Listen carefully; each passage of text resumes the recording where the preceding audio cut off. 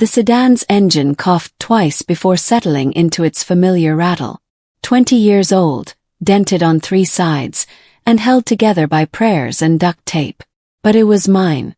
I gripped the steering wheel as the Grand Meridian Hotel came into view, all marble columns and golden lights. My sister's wedding reception. The parking lot gleamed with luxury cars that cost more than I'd earned in 5 years. I found a spot in the back corner, hoping the shadows would hide my embarrassment. Before I could even open the door, I heard it. Laughter. Sharp and cruel, cutting through the evening air like broken glass. Derek, my sister's new husband, stood at the entrance with a cluster of guests. His eyes locked on my car, and his grin widened into something predatory. "Holy hell, is that thing even street legal?" he called out loud enough for everyone to hear. More laughter rippled through the crowd. My face burned. I wanted to disappear. I forced myself out of the car, keeping my head down. Derek's voice carried across the parking lot like he was narrating a comedy special. Amber married up, but her sister definitely didn't. The guests chuckled politely, uncomfortable but unwilling to challenge him. His mother, Vivian, appeared beside him in a silver gown that probably cost more than my rent. She surveyed my car with theatrical disgust. "Is this a joke? Did someone hire this as entertainment?" Her voice dripped with contempt. I clutched my purse tighter, willing my legs to move forward. Every step toward that entrance felt like walking through fire. Derek leaned against a gleaming black Mercedes, his arms crossed, still grinning. "Seriously though, Amber's sister drives that? That's an embarrassment parked next to real success." Vivian touched his arm approvingly. My sister stood 20 feet away in her white dress, eyes locked on the ground. She said nothing, not a word in my defense. The silence hurt worse than any insult. I walked past them with as much dignity as I could scrape together. The reception hall was breathtaking. Crystal chandeliers, white roses everywhere, a live band playing soft jazz. Everything perfect, everything expensive. I found my assigned table in the back, far from family, near the kitchen doors. The placement told me everything I needed to know about where I ranked tonight. A waiter offered champagne. Took 2 glasses. My hands were still shaking from the parking lot humiliation. Around me, guests mingled in designer clothes, discussing vacation homes and investment portfolios. I wore a dress I'd bought at a thrift store 3 years ago. It was clean and pressed, but next to these people I might as well have been wearing rags. Derek's laugh echoed from across the room. He was holding court near the bar, probably retelling the story of my pathetic car. I took a long drink of champagne and reminded myself why I came. For Amber, my sister. Even if she wouldn't stand up for me. The reception moved into full swing. Dinner was served on plates that looked too fancy to eat from. I picked at my food, watching Amber smile and laugh with Derek's family. She looked happy. Maybe that was enough. Then Derek stood up, tapping his champagne glass with a knife. The room fell silent. "I want to thank everyone for being here tonight," he began, flashing that confident smile. "Marrying Amber is the best decision I've ever made. She comes from good stock, knows what matters in life." He paused, scanning the room until his eyes found me. Not everyone in a family turns out the same, right? Some people understand success. Others just kind of drift. The room laughed awkwardly. My stomach twisted. "But hey, at least Amber got the good genes," Derek continued, raising his glass. "To my beautiful wife, who married a winner." Everyone drank. Everyone except me. I stared at my plate, feeling dozens of eyes on me, pitying me, judging me. Across the room, someone whispered something I couldn't quite hear. After the toast, I escaped to the bathroom. I stared at myself in the mirror, trying to control the anger boiling under my skin. The old me would have left immediately. But I'd promised myself I'd stay. For Amber. A woman entered, one of Derek's friend's wives. She fixed her makeup beside me. "Don't let him get to you," she said quietly. "Derek's all talk." I glanced at her. You know him well. She applied lipstick carefully. Well enough to know his fancy lifestyle isn't as solid as he pretends. Before I could respond, she left. I stood there processing her words. What did that mean? Back in the reception hall, I spotted Derek talking to a group of men near the bar. I made myself walk past them calmly. One of his friends tried to engage me. So what do you do? He asked with a smirk. I work in tech consulting, I said evenly. Systems integration for mid-sized companies.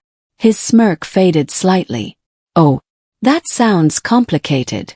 It is, I replied, then walked away before he could belittle me further.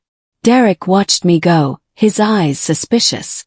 The gift table sat near the entrance, piled high with expensive-looking packages. I placed mine carefully on the side, a handmade photo album I'd spent weeks creating. Every page documented Amber's life, from childhood to today. Photos I'd carefully restored and arranged. Memories only we shared.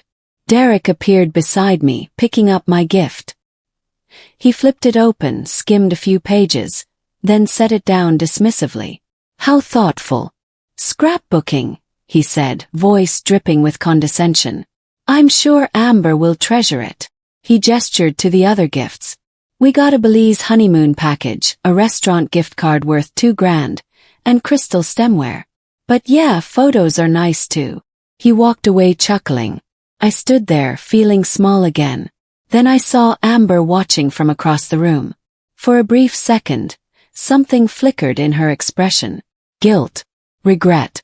She quickly looked away, turning back to Vivian, who was speaking animatedly about something. But that moment lingered.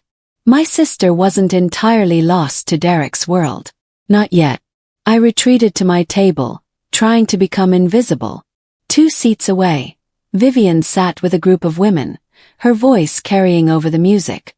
Did you see what she drove up in? Vivian said, not bothering to lower her volume. A complete disaster. I told Derek we should have restricted parking to appropriate vehicles only. The women laughed. Amber must be mortified, one of them added. Having a sister who clearly hasn't figured out life yet. It's embarrassing for the whole family. Vivian sipped her wine. Some people just don't have the drive to succeed. They make excuses instead of money. I gripped my napkin under the table, knuckles white. Every word was designed to humiliate me, to remind me I didn't belong here. But something hardened inside me. These people knew nothing about my life. Nothing about what I'd sacrificed or overcome. They saw the surface, the old car, the thrift store dress, and assumed they understood everything. They were wrong. I just had to wait for the right moment to prove it. Derek appeared at my table with 3 of his groomsmen, all of them several drinks in. Hey Sophie, he said, slurring slightly. We're heading to the Platinum Club downtown. You should drive us. His friends laughed. In that car, one of them said. We'd never make it. Derek grinned. Come on, Sophie. Your car has character. It'll be an adventure. I set down my fork carefully. I'm not your chauffeur, Derek. His smile hardened. Wow, touchy. I'm just trying to include you. But if you're too embarrassed about your ride, I get it. He turned to his friends. She's too proud to admit her car is a piece of garbage. More laughter. I felt my face flush again. I'm good here, thanks. Derek leaned closer. You know what your problem is. You're so stuck in your failures that you can't even take a joke. He straightened up. But hey, enjoy your cheap dinner. We're going somewhere with actual class. They walked away, leaving me shaking with anger. Around me, guests pretended not to have heard. But everyone had. I was gathering my things to leave when someone sat down beside me. Oh. We'd grown up together, neighbors for 15 years before his family moved. I hadn't seen him in ages. That was brutal, he said quietly. I tried to smile. Just Derek being Derek. Kyle shook his head. Derek being an ass, you mean? I've known guys like him. All flash, no substance. Something about Kyle's presence calmed me. He wasn't judging. He wasn't performing for anyone. I almost left 3 times tonight, I admitted. But I promised myself I'd stay. For Amber. Kyle nodded. She should be standing up for you. Yeah, she should. We sat in comfortable silence for a moment. Around us, the party continued, oblivious to our quiet conversation. For what it's worth, Kyle said, you always were the smarter sister. Some people just take longer to see their mistakes. I looked at him. You think she'll regret this? He glanced at Derek, who was now dancing too aggressively. I'd bet money on it. That made me smile. My first real smile all night. The evening wore on. Derek's drinking escalated. I watched from my table as he became louder, more aggressive. His jokes crossing from mean to cruel. At one point, he grabbed the microphone from the band and started rambling about his success. His cars, his brilliant investments. Guests shifted uncomfortably. Vivian tried to guide him away, but he shrugged her off. You all know I'm a winner, right? He slurred into the microphone. I built my company from nothing. From nothing. Someone in the crowd coughed. Kyle leaned toward me. His company. That's what he tells everyone, I whispered back. Derek continued his drunken monologue until finally the best man wrestled the microphone away, laughing it off as wedding excitement. But the damage was done. The perfect reception had cracked. I saw Amber's face mortified as she guided Derek toward a chair. He brushed her off, heading straight back to the bar. This was going to end badly. I could feel it. During a quiet moment, I spotted an envelope on the gift table, half hidden under a larger box. It was addressed to Derek in sharp, angry handwriting. No return address. Curiosity got the better of me. I glanced around, then carefully opened it. Inside was a single typed note. Your debts are coming due. Enjoy the party while it lasts. CB. My heart raced. CB. Debts. I quickly put the envelope back, but my mind spun. What did this mean? Who was CB? I watched Derek across the room, still drinking, still bragging. He looked so confident, so untouchable. But that note suggested something different. Something hidden beneath the expensive suits and flashy cars. I thought about the woman in the bathroom who said his lifestyle wasn't solid. The pieces were starting to connect. Derek's world wasn't what it appeared to be. And somehow I was now the only person at this wedding who knew something was very, very wrong. I decided to test something. Derek's friend, the one who'd asked about my job earlier, was standing near the dessert table. I approached casually. That tech consulting work must pay well, I said, steering the conversation. He nodded. Derek mentioned you work in finance. He puffed up slightly. Investment management. Helping people grow their portfolios. That's impressive. Derek must have some amazing connections for his ventures. The friend's expression flickered. Yeah, well, Derek's good at networking. His company must be doing great to afford all this, I pressed gently. Another flicker. He's got investors. Big ones. Investors or loans? I asked innocently. The friend's face tightened. I should get back to my wife. He walked away quickly. I stood there, adrenaline pumping. He'd basically confirmed it. Derek was leveraged to his eyeballs. The flashy success was borrowed money, smoke and mirrors. I felt something shift inside me. Knowledge was power. And I was starting to collect plenty of it.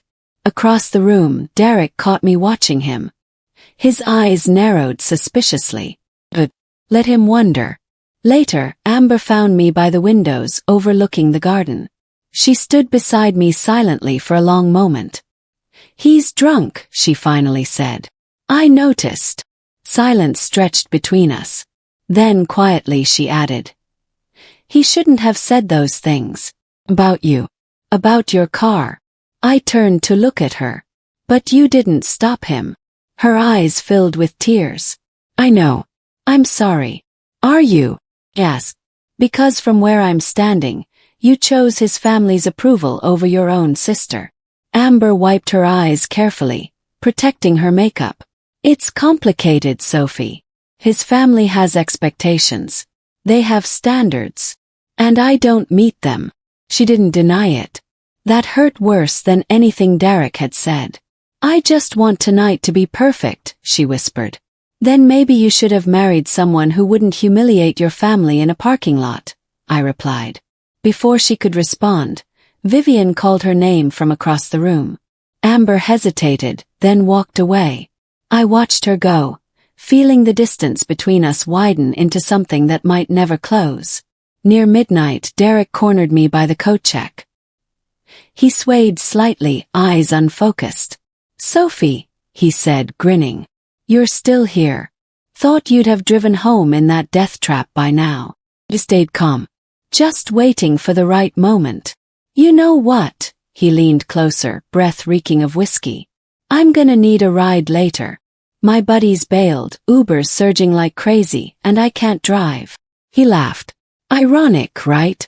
The guy with the Mercedes has to beg the girl with the junker for a ride.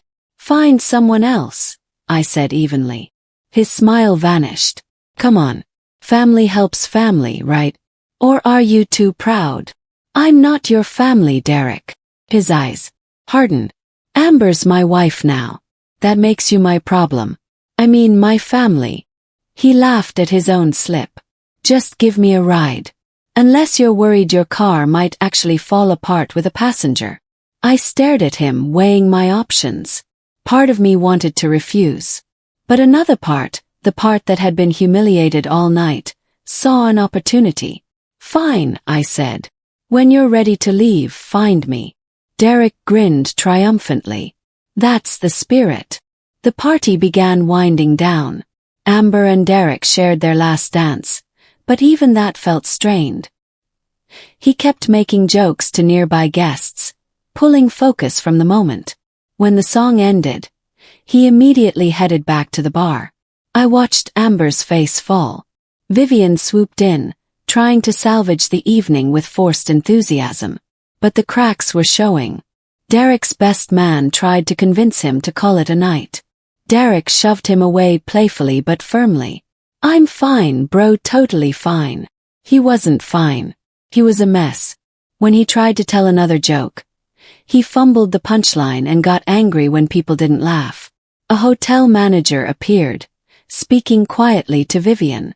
I couldn't hear the conversation, but Vivian's face went pale. She approached Derek urgently, whispering in his ear.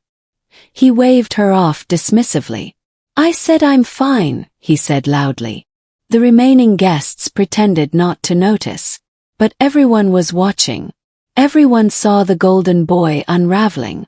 And I realized something important. Derek's downfall wasn't going to come from me. It was already happening. All I had to do was wait. Around 1 a.m, Derek stumbled toward me.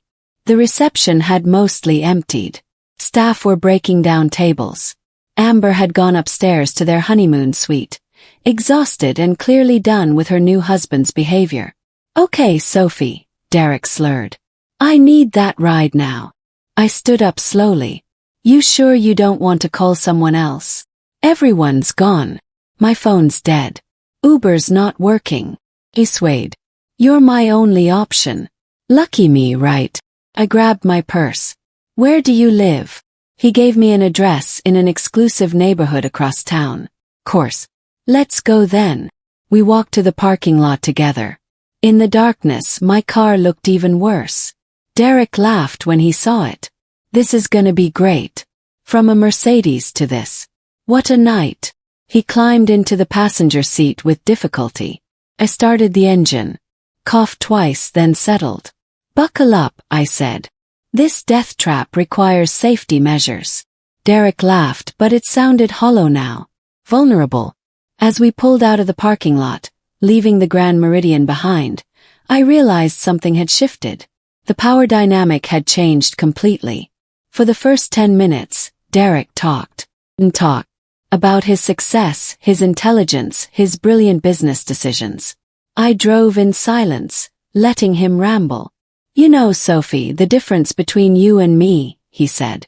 I took risks, built something. You just settled.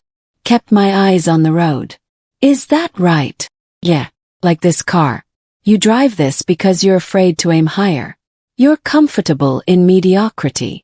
Or maybe I'm practical, I suggested. He laughed. Practical is just another word for scared. We hit a red light. I turned to look at him fully. So your company, the one you built from nothing. How much of it is actually yours? His smile faltered. What do you mean? I mean, how much did you invest versus how much you borrowed? The light turned green. I drove on. Derek shifted uncomfortably. That's how business works. You leverage opportunities. Leverage. Interesting word. Silence fell between us. Heavier now. More dangerous. Derek wasn't stupid enough to miss the shift in my tone. What exactly are you implying? Derek asked, voice harder now. I'm not implying anything, I said calmly. I'm asking questions. Like who's CB? I felt him go rigid beside me. How do you know that name? Doesn't matter. What matters is they seem to think you owe them something. Something significant. Derek's face paled even through his drunkenness. You read my mail. I read a note that was left very publicly on your gift table, I corrected. Anyone could have seen it. His jaw clenched. That's none of your business. You're right, I agreed. But humiliating me in front of 100 people wasn't your business either. Yet here we are. We drove past darkened businesses, empty streets. The city felt abandoned at this hour. Just us in my old car, having a conversation Derek clearly didn't want to have. Look, he said, voice shifting to something almost pleading. Don't mention that note to anyone. It's complicated. I bet it is, I said. How complicated are we talking? 6 figures. 7. He didn't answer. That told me everything. You have no idea what you're talking about, Derek said, but his voice shook. Kept driving. Try me. I work in tech consulting, remember? I analyze systems, find weaknesses, assess risks. I'm actually pretty good at seeing through complicated situations. Derek laughed bitterly. So what, you're some kind of financial genius now? No. But I know debt when I see it. I know desperation. And I definitely know smoke and mirrors. I glanced at him. Your investors, the ones your friend mentioned. They're not investors, are they? They're creditors. And they're getting impatient. His silence confirmed it. That Mercedes you're so proud of? Lease. The company. More debt than revenue. This wedding. Probably put on credit cards that are maxed out. I kept my voice even, almost gentle. Am I close? Derek's hands balled into fists. You don't know anything. I know enough. I know guys like you my whole life. All presentation, no foundation. You married my sister for her family's respectability, hoping it would help your image. Shut up. And you humiliated me because it made you feel powerful. Because deep down, you're terrified someone will see through you. I said shut up. The truth hurts, doesn't it? I continued, my voice steady as we stopped at another red light. You spent all night making me feel small because you're drowning. Derek's breathing became rapid. You can't prove any of this. I don't need to prove anything. CB will do that for me. Or maybe your creditors. Or the investors who'll realize your company is a house of cards. I pulled back onto the road. How long do you think you can keep this up, Derek? 6 months. A year. He slumped in his seat, the fight draining out of him. You think you're so smart. I think I'm honest. That's the difference between us. We drove in heavy silence. His neighborhood came into view. Massive houses, manicured lawns, gates and security systems. The kind of place people like Derek needed to live in to maintain the illusion. Last house on the left, he muttered. I pulled into his driveway. The Mercedes was already there, gleaming under the streetlights, probably driven home by someone else. I put the car in park but didn't turn it off. Derek didn't move. You're going to tell Amber, aren't you? Derek asked quietly. I considered the question. That depends. On what? On whether you ever disrespect me or my family again, I said simply. On whether you treat my sister with the dignity she deserves. Derek's head dropped. She'll leave me if she knows the truth. Maybe. Or maybe she'll help you fix it. But that's between you two. I turned to face him fully. Here's what I know for certain, Derek. You don't get to humiliate people because you're scared. You don't get to tear others down to build yourself up. And you definitely don't get to treat my sister like a prop in your performance of success. He looked at me, and for the first time all night, I saw something real in his eyes. Fear. Regret. Shame. I'm sorry, he whispered. For the car. For everything tonight. Tell that to Amber. And to your creditors. And to whoever CB is before they come collecting. I gestured to his door. Now get out. I'm done being your chauffeur. Derek opened the door slowly, then paused. For what it's worth, you're nothing like I thought. I know, I said. That's your problem, not mine. Derek stumbled toward his front door, fumbling for keys. I sat in my idling car watching. Vivian's car pulled up suddenly, tires screeching slightly. She jumped out, face panicked. Derek, where have you been? We've been trying to call you. He gestured back at me. Sophie drove me home. Vivian's eyes snapped to my car, then back to Derek. What were you thinking? You can't be seen with her. In that car. Vivian, Derek said tiredly. Just stop. She blinked in surprise. Excuse me. I said stop. Sophie just did me a favor. Show some respect. Vivian looked between us, confused by this new dynamic. I rolled down my window. Everything okay, Derek? He nodded. Yeah. Thanks for the ride, Sophie. Really? Vivian's mouth fell open. I gave them both a small smile, then backed out of the driveway. In my rearview mirror, I saw Vivian arguing with Derek, her arms waving dramatically. He ignored her, walking inside alone. The mighty Derek, exposed and humbled. All it took was one honest conversation in an old car. I didn't drive home immediately. Instead, I pulled into an empty parking lot and sat there processing everything. My phone buzzed. A text from Amber. Where are you? Derek said you drove him home. Can we talk? I stared at the message for a long time. Then I typed back. Tomorrow. Come to my apartment. Alone. 3 dots appeared, disappeared, appeared again. Then, okay. I drove home slowly, the city lights blurring past. My apartment was small but comfortable. Everything I owned was paid for. No debt. No lies. No performance of success for people I didn't care about. I made tea and sat by the window, watching the sun begin to rise. My phone rang. It was Kyle. Hey, wanted to make sure you made it home okay. That party got weird at the end. Smiled. I'm good. Better than good, actually. Yeah. What happened? Let's just say Derek and I had an enlightening conversation. Kyle laughed.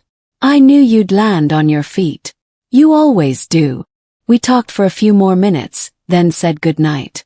I sat in the quiet dawn, feeling something I hadn't felt in years. Amber arrived at my apartment at 10 the next morning. She looked exhausted, makeup-free, wearing sweatpants instead of her usual polished outfits. I let her in without a word.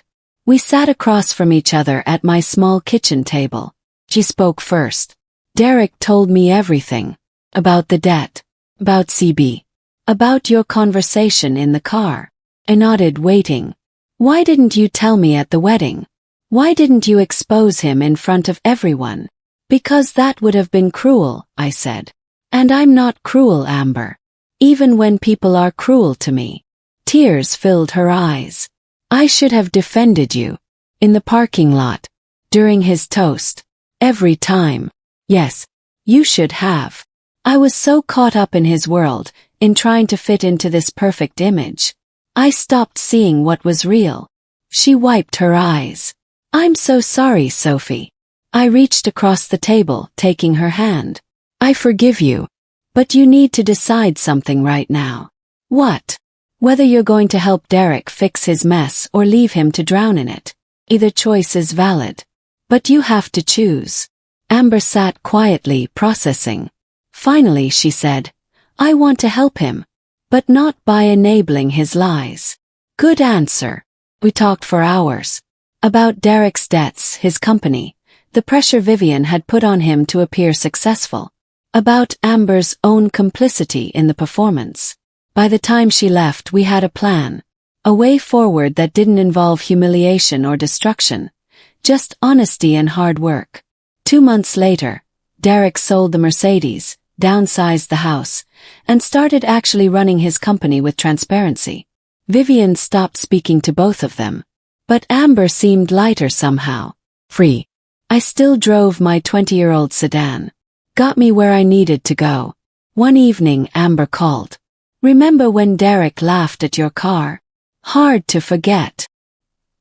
He told me yesterday that the conversation you two had in that car saved his life. That he was heading toward bankruptcy or worse. That you gave him the wake-up call he needed." Smiled. "That car's seen a lot of truth. Maybe that's why it's still running." We both laughed. The distance between us had closed. Not because I'd destroyed Derek, but because I'd chosen dignity over revenge. Sometimes the best payback isn't hurting someone. It's showing them who you really are and letting them realize what they almost destroyed. My old car taught me that. Every dent, every rattle, every mile. It wasn't about what you drove. It was about where you were going and who you chose to be when you got there.